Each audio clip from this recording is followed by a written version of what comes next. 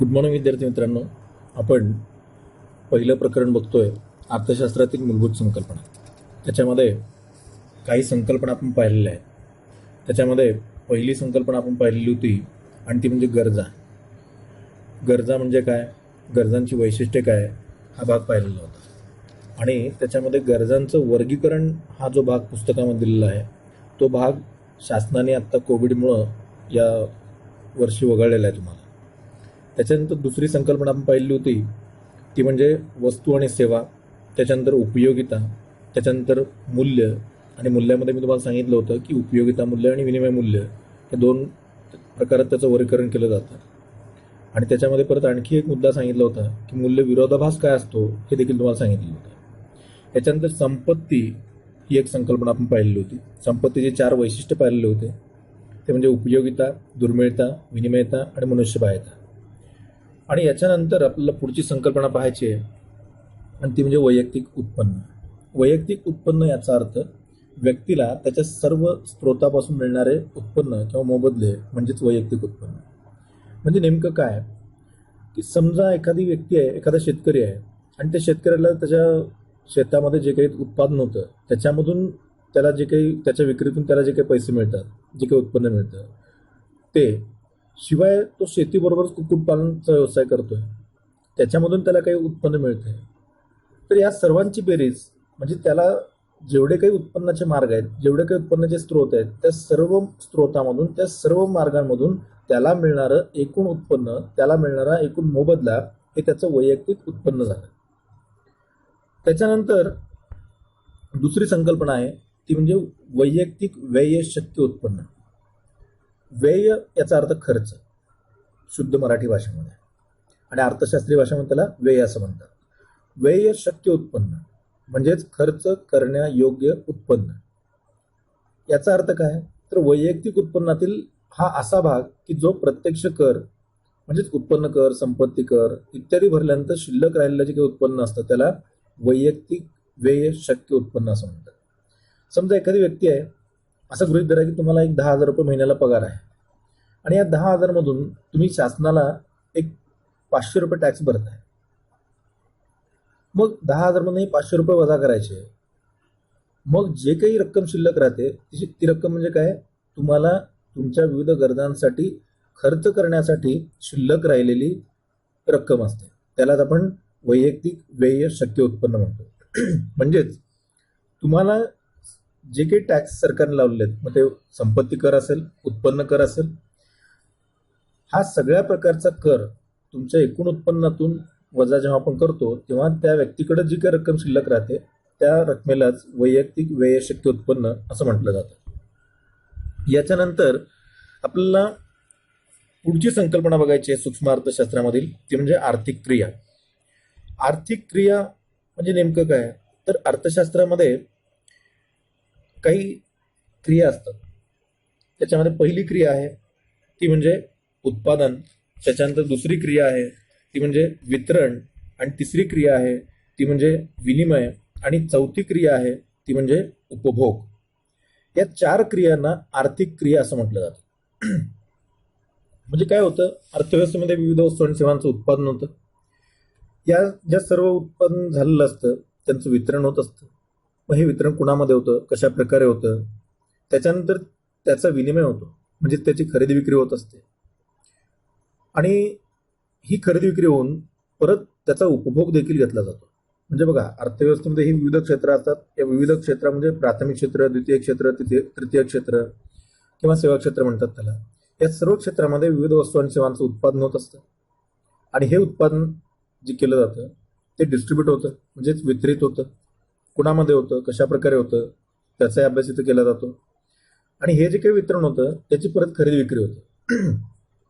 म्हणजे ग्राहकांपर्यंत ती वस्तू पोहोचते, ग्राहक पैसे देऊन ती वस्तू खरेदी करतात आणि मग त्याचा उपभोग देखील घेतात. तर या संपूर्ण क्रियेला आर्थिक प्रक्रिया असं म्हटलं जातं. तर याच्यामध्ये पहिली जी काही संकल्पना आहे जी आर्थिक प्रक्रिया आहे ती म्हणजे उत्पादन.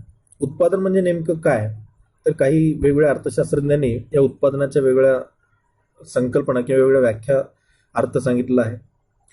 पण सर्वसाधारणपणे अर्थशास्त्रीय दृष्टिकोनातून उत्पादन याचा अर्थ उपयोगितेची निर्मिती म्हणजे उत्पादन. लक्षात येते का बघा, उपयोगितेची निर्मिती. आता उपयोगिता म्हणजे काय, तर प्रत्येक मूर्त अमूर्त अशा वस्तू आणि सेवेमध्ये मानवी गरज पूर्ण करण्याची शक्ती किंवा क्षमता असते, तिला आपण उपयोगिता म्हणतो. आणि ही उपयोगिता निर्माण करणं म्हणजेच उत्पादन. थोडक्यात बघा, एखादा लाकडाचा ओंडका असतो, आपल्याला काही उपयोग वाटतो का, तो काही वाटत नाही. पण त्याच लाकडाच्या ओंडक्यावर काही प्रक्रिया केल्या जातात, म्हणजे त्याला कट करणं, त्याला योग्य आकार देणं, त्याच्यापासून फर्निचर तयार करणं. मग अशा पद्धतीने त्या लाकडाच्या ओंडक्यावर जेव्हा काही प्रक्रिया करून ते उपयोगी बनवतात, काय उपयोगिता बनवली, त्याच्यापासून फर्निचर बनवलं, तेव्हा त्याच लाकडाची आपल्याला उपयोगिता वाटायला लागते. म्हणजे अशा प्रकारे एखाद्या वस्तूमध्ये उपयोगिता निर्माण करणं म्हणजे उत्पादन, असा त्याचा अर्थ सांगितला जातो. आणि जगामध्ये कोणत्याही वस्तूचं उत्पादन जर आपल्याला करायचं असेल तर त्याच्यासाठी आपल्याला प्रमुख 4 उत्पादन घटकांची गरज असते. त्याच्यामध्ये पहिला घटक आहे तो म्हणजे भूमी.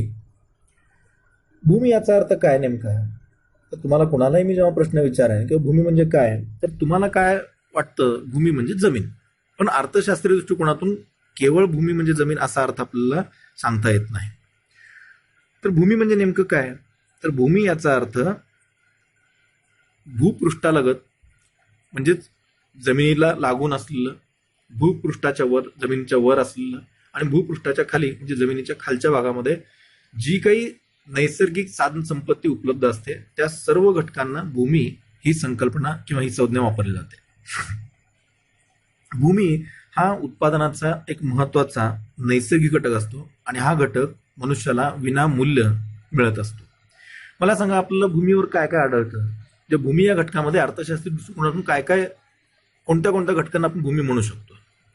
तर बघा, जमीन, आपल्याला उपलब्ध असलेली जमीन, त्यानंतर हवामान, त्याच्यानंतर म्हणजे हवा असेल, सूर्यप्रकाश असेल, पाणी असतील, दरी असतील, खोऱ्या असतील, खनिज संपत्ती असेल, जंगल संपत्ती असेल, जे काही घटक आहेत की जे भूमीच्या वर आढळतात, भूमीवर आढळतात, भूमीच्या खालच्या भागामध्ये आढळतात, निसर्गाकडून जे घटक आपल्याला कोणतंही शुल्क न देता उपलब्ध झालेले आहेत, त्या सर्व घटकांना भूमी असं अर्थशास्त्रीय दृष्टिकोनातून म्हटलं जातं.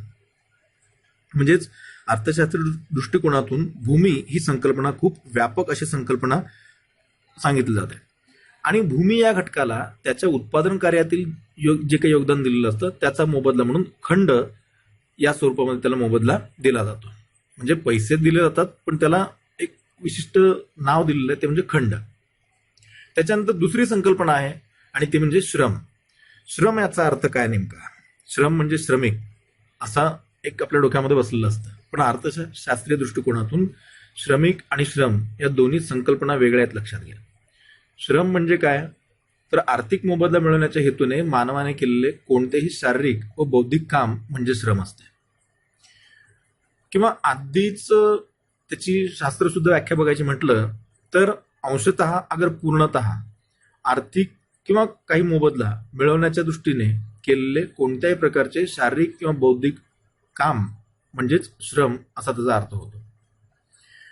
आता बघा, मी तुम्हाला शिकवतोय, त्याच्या बदल्यात त्याचा जो काही मोबदला आहे तो मला आर्थिक स्वरूपामध्ये मिळणार आहे.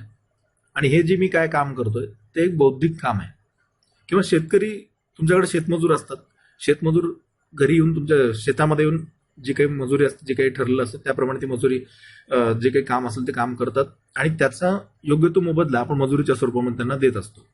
ते जे काही काम करतात मजूर, ते शारीरिक काम झालं.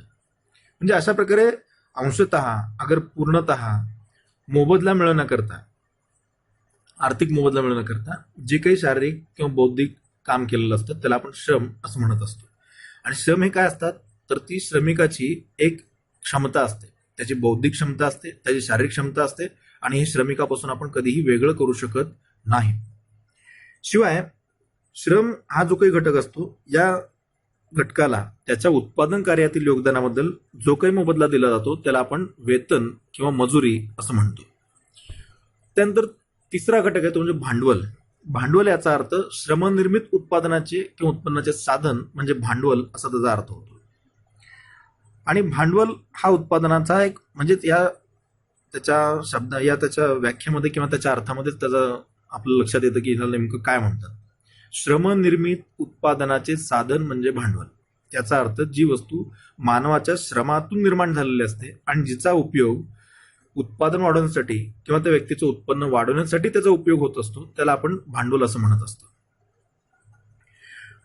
मग याच्यामध्ये कोणकोणत्या घटकांचा समावेश होतो तर बघा, कारखान्यामध्ये वापरली जाणारी यंत्रसामग्री असेल, तंत्रज्ञान असेल किंवा कारखान्याची इमारत असेल, या सर्वांना आपण भांडवल म्हणू शकतो. कसं तर बघा, कारखान्यामध्ये जी काही यंत्रसामग्री वापरली जाते, कारखान्याची इमारत असते, ती काय आपोआप निसर्गाने निर्माण केलेली आहे का? नाहीये. तर ती मानवाच्या श्रमातून निर्माण झालेली आहेत किंवा त्या उद्योजकांनी त्याला पैसे देऊन ते खरेदी केलेलं असतं. म्हणजे ती मानवाच्या श्रमातून निर्माण झालेली आहे. आणि त्याचा उपयोग कशासाठी होतो तर त्या उत्पादकाचं उत्पादन वाढवण्यासाठी, उत्पन्न वाढवण्यासाठी त्याचा उपयोग होतो. म्हणजेच श्रमनिर्मित उत्पादनाचे ते साधन असतं, म्हणून त्याला आपण भांडवल म्हणू शकतो. आणि हा भांडवल हा घटक जो आहे तर त्या घटकाला उत्पादन कार्यातील त्याने जे काही योगदान दिलेलं असतं त्याचा मोबदला म्हणून त्याला व्याज या स्वरूपामध्ये मोबदला दिला जातो. त्याच्यानंतर चौथा घटक आहे तो म्हणजे संयोजक. संयोजक म्हणजे कोण तर त्या उद्योग संस्थेचा तो कप्तान असतो. म्हणजेच उद्योगाचा प्रमुख व्यवस्थापक किंवा कप्तान म्हणजेच संयोजक असतो. संयोजक म्हणजे नेमका कोण तर संयोजक हा भूमी, श्रम, भांडवल या 3 उत्पादन घटकांना एकत्रित करतो आणि त्यांच्याकडून उत्पादनाचं कार्य करून घेतो, त्याला आपण संयोजक असं म्हणतो. आणि हा संयोजक उत्पादन कार्यातील सर्व धोके किंवा सर्व अनिश्चितता तो पत्करत असतो. आणि त्याचं हे जे काही कार्य असतं म्हणजे उत्पादन घटकांना एकत्रित आणणं, त्यांच्याकडून उत्पादनाचं कार्य करून घेणं, त्याच्यानंतर त्याची विक्री करणं किंवा त्या उत्पादन प्रक्रियेमध्ये येणारे सर्व अडथळे दूर करणं, त्यानंतर अनिश्चितता पत्करणं, हे जे काही त्याच्याकडे असलेलं विशेष कौशल्य असतं तर त्याचा मोबदला म्हणून तो नफा या स्वरूपामध्ये त्याचा मोबदला घेत असतो. तर अशा प्रकारे उत्पादनाचे प्रमुख 4 घटक असतात: भूमी, श्रम, भांडवल आणि संयोजक. आणि या प्रत्येक घटकाला जो काही उत्पादन कार्यात त्यांनी योगदान दिलेलं असतं त्याचा मोबदला हा दिला जातो. मोबदला हा जरी पैशामध्ये दिला जात असला तरी देखील त्याला वेगवेगळ्या नावाने ओळखलं जातं. भूमीला खंड या स्वरूपामध्ये ओळखलं जातं, श्रमिकाला वेतन किंवा मजुरी, भांडवलाला व्याज या स्वरूपामध्ये तो मोबदला मिळतो आणि संयोजकाला नफा या स्वरूपामध्ये तो मोबदला मिळत असतो. याच्यानंतर पुढची संकल्पना आपल्याला बघायची. त्याच्या आधी बघा, मी तुम्हाला मागच्या तासाला सांगितलं होतं की संपत्ती ही संकल्पना सांगितली होती. आता आपण भांडवल ही एक संकल्पना पाहिली. ही विशेष करून तुम्हाला मला सांगावीशी वाटली कारण बऱ्याच वेळा आपण बोलीभाषेमध्ये म्हणतो की संपत्ती, भांडवल एकाच अर्थाने या संकल्पना वापरल्या जातात. परंतु अर्थशास्त्रीय दृष्टिकोनातून संपत्ती ही एक वेगळी कन्सेप्ट आहे, एक वेगळी संकल्पना आहे आणि भांडवल ही एक वेगळी संकल्पना आहे. संपत्तीला आपण वेल्थ असं म्हणतो आणि भांडवलाला कॅपिटल असं म्हटलं जातं. संपत्तीची 4 वैशिष्ट्ये पाहिली आपण: उपयोगिता, विनिमयता, दुर्मिळता आणि मनुष्यबाह्यता. ही 4 वैशिष्ट्ये एकाच वेळी एकाच वस्तूमध्ये जर आढळत असतील तर त्याला आपण संपत्ती म्हणतो. भांडवल म्हणजे काय तर श्रमनिर्मित उत्पादनाचं साधन म्हणजे भांडवल असा त्याचा अर्थ काढला जातो. आता इथं तुमच्यासमोर 2 चित्र आहेत. याच्यामध्ये पहिलं चित्र सांगितलं की दाखवलं की तुम्हाला दागिने दाखवलेले आहेत. कोणत्याही स्त्रीच्या दृष्टिकोनातून हे दागिने जे असतात त्यांचे वैयक्तिक ते संपत्ती ठरू शकतात कारण त्याच्यामध्ये उपयोगिता आहे, दुर्मिळता आहे, विनिमयता आहे आणि मनुष्यबाह्यता आहे. म्हणून स्त्रीच्या दृष्टिकोनातून हे दागिने त्यांची वैयक्तिक संपत्ती ठरू शकतात. शेतकऱ्याच्या दृष्टिकोनातून हे जे काही ट्रॅक्टर तुमच्या समोर दाखवलेलं आहे ते देखील त्याची संपत्ती आहे कारण त्याच्यामध्ये उपयोगिता आहे, त्याच्यामध्ये दुर्मिळता आहे, विनिमयता आहे आणि मनुष्यबाह्यता आहे. म्हणून हे दोन्ही संपत्ती ठरतात. पण हे दोन्ही भांडवल ठरू शकतात का? बघा, इथे भांडवलाला प्रमुख 2 वैशिष्ट्य लागू व्हायला पाहिजेत. एक, ते श्रमनिर्मित उत्पादनाचं साधन असलं पाहिजे, म्हणजे ते मानवाच्या श्रमातून निर्माण झालेलं असलं पाहिजे. आणि दुसरं, त्या व्यक्तीचं उत्पन्न वाढलं पाहिजे किंवा उत्पादन वाढवण्यासाठी त्याचा उपयोग झाला पाहिजे, तरच त्याला आपण भांडवल म्हणू शकतो. आता इथे बघा, हे जे काही दागदागिने संपत्ती आहेत पण भांडवल आहे का? म्हणजे ते श्रमनिर्मित साधन आहे का? हो, कारण मानवाच्या श्रमातूनच हे दागिने निर्माण झालेले आहेत. म्हणजे ते एक वैशिष्ट्य लागू झालं. दुसरं, जे कोणी त्याचा मालक असेल त्याचं उत्पादन वाढतं का, त्याचं उत्पन्न वाढतं का या दागदागिन्यांमुळे? आता एखाद्या स्त्रीने हे दागदागिने घातले, तिचं काही उत्पादन वाढतं का, तिला काही उत्पन्न मिळतं का? नाही. म्हणजे एखाद्या स्त्रीच्या दृष्टिकोनातून तिने परिधान केलेले हे जे काही दागदागिने असतात ते संपत्ती आहेत, पण ते भांडवल ठरू शकत नाहीत. आता इकडे दुसरं चित्र आहे. दुसऱ्या चित्रामध्ये ट्रॅक्टर दाखवलेलं आहे. ट्रॅक्टर संपत्ती आहे हे तुम्हाला आत्ताच सांगितलं. मग ती भांडवल आहे का? त्याला 2 वैशिष्ट्य लागू होतात का? पहिलं वैशिष्ट्य काय आहे, तर श्रमनिर्मित ते साधन आहे का? नक्कीच आहे. मानवाच्या श्रमातूनच ट्रॅक्टर निर्माण झालेलं आहे आणि कोणताही शेतकरी हा श्रम करतो, पैसे कमवतो आणि ते पैसे देऊन तो ट्रॅक्टर खरेदी करतो, म्हणजे ते श्रमनिर्मित आहे. दुसरं वैशिष्ट्य, त्या ट्रॅक्टरमुळे त्याचं उत्पादन किंवा त्याचं उत्पन्न वाढतं का? नक्कीच वाढतं.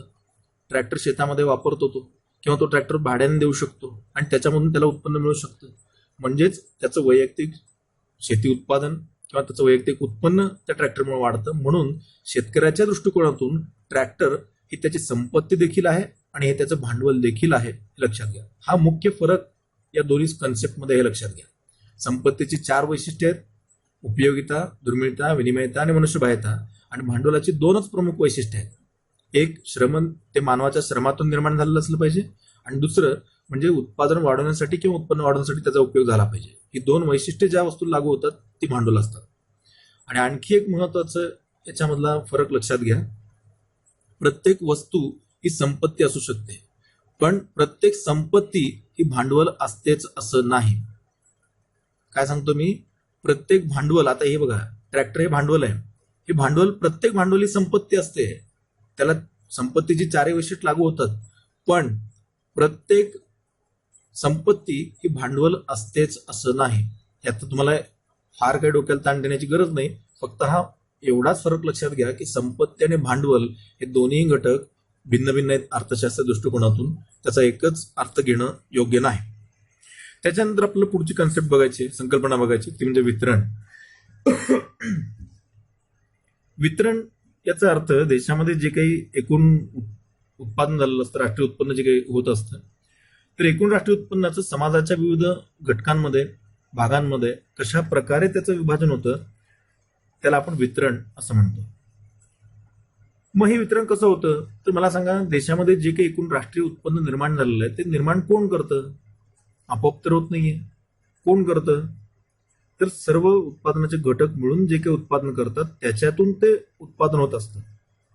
आणि त्याची विक्री जेव्हा होते तेव्हा त्यातून जे काही मिळणारं एकूण उत्पन्न आहे ते उत्पन्न कुणामध्ये विभाजन होतं? तर या 4 घटकांमध्येच होतं, लक्षात घ्या. कारण ते त्यांनीच उत्पादन केलेलं आहे आणि त्यांनाच भूमीला खंड, श्रमिकाला मजुरी, भांडवलाला व्याज आणि संयोजकाला नफा या स्वरूपामध्येच हे एकूण उत्पन्न वितरित होत असतं. तर अशा प्रकारे एकूण राष्ट्रीय उत्पन्न असतं. हे एकूण राष्ट्रीय उत्पन्न समाजाच्या विविध घटकांमध्ये कशा प्रकारे ते विभाजित होतं याचा अभ्यास या वितरण या संकल्पनेमध्ये केला जातो. त्याच्यानंतर पुढची संकल्पना आहे ती म्हणजे विनिमय. विनिमय याचा अर्थ आर्थिक वस्तू आणि सेवांची देवाणघेवाण किंवा खरेदी विक्री म्हणजे विनिमय असा अर्थ होतो. अर्थशास्त्रामध्ये विनिमय हा प्रामुख्याने आर्थिक व्यवहाराशी संबंधित असलेला शब्द आहे. म्हणजे एखाद्या वस्तूची खरेदी विक्री जी काही केली जाते त्यालाच अर्थशास्त्रीय भाषेमध्ये विनिमय असं म्हटलं जातं. त्याच्यानंतर पुढची संकल्पना आहे सूक्ष्म अर्थशास्त्रातील, आणि ती म्हणजे उपभोग. आता उपभोग म्हणजे नेमकं काय? तर मनुष्य आपल्या विविध गरजा पूर्ण करून घेण्यासाठी विविध वस्तू आणि सेवांचा वापर करून घेतो किंवा त्याचा उपयोग करतो. ही जी काही प्रक्रिया असते या प्रक्रियेलाच उपभोग असं म्हटलं जातं. आता बघा, तुम्ही आता तुमच्या हातामध्ये मोबाईल आहे किंवा तुम्ही कपडे घातलेले त्याचा तुम्ही उपभोग घेता. म्हणजे नेमकं काय? तर तुमच्या ज्या काही गरजा असतात त्या गरजा पूर्ण करून घेण्यासाठी त्या विशिष्ट वस्तूचा तुम्ही वापर करता, त्याचा उपयोग करता, त्यालाच उपभोग असं म्हणतात. तुम्हाला भूक लागली, तुम्ही काय करता? जेवण करता. म्हणजेच तुम्हाला तुमची भूक भागवण्यासाठी तुम्ही जेवण करता, त्या वस्तूचा उपभोग घेता. म्हणजे काय केलं तुम्ही? तुम्ही जे काही तुमच्या घरामध्ये जेवण उपलब्ध आहे ते तुम्ही वापरता. कशासाठी? भूक भागवण्यासाठी. त्याचा उपयोग करून घेता तुमची भूक भागवण्यासाठी. तुम्ही कपडे घालता. कशासाठी? तर तुमची जी काही गरज आहे म्हणजे ऊन, वारा, पाऊस याच्यापासून संरक्षण व्हावं, तुम्ही सुंदर दिसावं याच्यासाठी तुम्ही ते कपडे वापरता. म्हणजेच त्या विशिष्ट वस्तूचं जे काही तुम्ही वापर करून घेता तुमच्या गरजा पूर्ण करून घेण्यासाठी, त्या प्रक्रियेलाच उपभोग असं म्हटलं जातं. आणि हा उपभोग घेणारी जी कोणी व्यक्ती असते त्याला उपभोक्ता असं म्हणतात. तर अशा प्रकारे सूक्ष्म अर्थशास्त्रामध्ये या सगळ्या संकल्पना आपण पाहिलेल्या आहेत. याच्यानंतर आपल्याला स्थूल अर्थशास्त्राचा अभ्यास करायचा आहे. म्हणजेच स्थूल अर्थशास्त्र म्हणजे नेमकं काय ते बघायचं आहे. प्राध्यापक केनेथ बोल्डिंग नावाचे एक अर्थशास्त्रज्ञ होऊन गेले. त्यांनी स्थूल अर्थशास्त्राची एक व्याख्या त्यांच्या परीने सांगितलेली आहे. ते म्हणतात की स्थूल अर्थशास्त्राचा संबंध वैयक्तिक परिमाणांशी नसून एकूण परिमाणांशी येतो. वैयक्तिक उत्पन्नाशी नसून राष्ट्रीय उत्पन्नाशी येतो. वैयक्तिक किमतीशी नसून सर्वसाधारण किंमत पातळीशी येतो. तसेच वैयक्तिक उत्पादनाशी नसून राष्ट्रीय उत्पादनाशी येतो. एवढं सगळं तुम्ही जेव्हा वाचता किंवा ऐकता तेव्हा तुम्हाला काय लक्षात येतं रे? फक्त एवढं लक्षात घ्या, आपण सूक्ष्म अर्थशास्त्रामध्ये काय पाहिलेलं होतं. तिथं काय सांगितलं होतं? प्राध्यापक बोल्डिंगचीच व्याख्या होती. आणि तिथे त्याने सांगितलं होतं की सूक्ष्म अर्थशास्त्र म्हणजे नेमकं काय, तर ज्या अर्थशास्त्रामध्ये विशिष्ट घटकांचा अभ्यास केला जातो, म्हणजे विशिष्ट उत्पादन संस्था, विशिष्ट कुटुंब, वैयक्तिक किंमत, वेतन, उत्पन्न, त्यानंतर वैयक्तिक उद्योग, विशिष्ट वस्तू, अशा विशिष्ट घटकांचा किंवा वैयक्तिक घटकांचा किंवा लहानातील लहान घटकांचा अभ्यास केला जातो, त्याला सूक्ष्म अर्थशास्त्र म्हणतात. आणि त्याच्या विरुद्ध ही कन्सेप्ट आहे. इथं कुठल्याही विशिष्ट घटकाचा अभ्यास केला जात नाही, सामूहिक घटकाचा, समुच्चयाचा अभ्यास केला जातो, एकूणांचा अभ्यास केला जातो. म्हणजे इथं कुठल्याही एका व्यक्तीचं उत्पन्न विचारात घेतलं जात नाही, तर राष्ट्राचं उत्पन्न विचारात घेतलं जातं. कुठल्याही एखाद्या विशिष्ट वस्तूची किंमत विचारात घेतली जात नाही, तर संपूर्ण देशामध्ये ज्या काही विविध वस्तू आणि सेवा असतात तर त्याच्या किमती कशा आहेत, देशामध्ये भाववाढ झालेली आहे का, विविध वस्तू आणि सेवांची किंमत वाढलेली आहे का, कमी झालेली आहे का, याचा विचार इथे केला जातो. कुठल्याही एखाद्या विशिष्ट वस्तूचं उत्पादन विचारात घेतलं जात नाही, देशातील एकूण उत्पादन विचारात घेतलं जातं. अशा प्रकारे स्थूल अर्थशास्त्रामध्ये कुठल्याही वैयक्तिक घटकांचा अभ्यास केला जात नाही, विशिष्ट घटकांचा अभ्यास केला जात नाही, तर एकूणांचा अभ्यास केला जातो, समुच्चयात्मक घटकांचा अभ्यास इथं केला जातो. म्हणून त्याला स्थूल अर्थशास्त्र असं म्हणतात. या स्थूल अर्थशास्त्रामध्ये देखील काही संकल्पना आपल्याला पाहायच्या आहेत. तर त्याच्यामध्ये एक पहिली संकल्पना आहे आणि ती म्हणजे राष्ट्रीय उत्पन्न. त्याच्यानंतर दुसरी संकल्पना आहे ती म्हणजे बचत. त्याच्यानंतर तिसरी संकल्पना आहे गुंतवणूक. चौथी संकल्पना आहे व्यापार चक्र. त्यानंतर पुढची संकल्पना आहे आर्थिक वृद्धी आणि शेवटची संकल्पना आहे ती म्हणजे आर्थिक विकास. अशा पद्धतीने या सर्व संकल्पना ज्या आहेत या सर्व संकल्पनांचा थोडक्यात अर्थ आपल्याला समजून घ्यायचा आहे. आता एक गोष्ट लक्षात आली का बघा, मी तुम्हाला आता व्याख्या काय सांगितली की ज्या अर्थशास्त्रामध्ये सामूहिक घटकांचा अभ्यास केला जातो, समुच्चयात्मक घटकांचा अभ्यास केला जातो, त्याला स्थूल अर्थशास्त्र असं म्हणतात. म्हणजे वैयक्तिक घटकांचा अभ्यास इथे केला जात नाही. पहिली संकल्पना बघा राष्ट्रीय उत्पन्न. म्हणजे राष्ट्राचं उत्पन्न, एखाद्या व्यक्तीचं उत्पन्नाचा इथं अभ्यास केला जात नाही. बचत, देशातील एकूण बचत.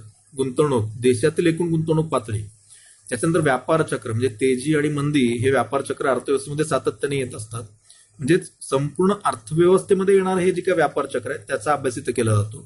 त्यानंतर आर्थिक वृद्धी म्हणजे काय, आर्थिक विकास म्हणजे काय, या दोन्ही संकल्पना संपूर्ण अर्थव्यवस्थेशी संबंधित आहेत, कुठल्याही एखाद्या उद्योगाशी व्यक्तीशी संबंधित नाहीत. म्हणून अशा प्रकारे या सर्व संकल्पनांचा अभ्यास आपल्या पुढच्या तासामध्ये करायचा आहे.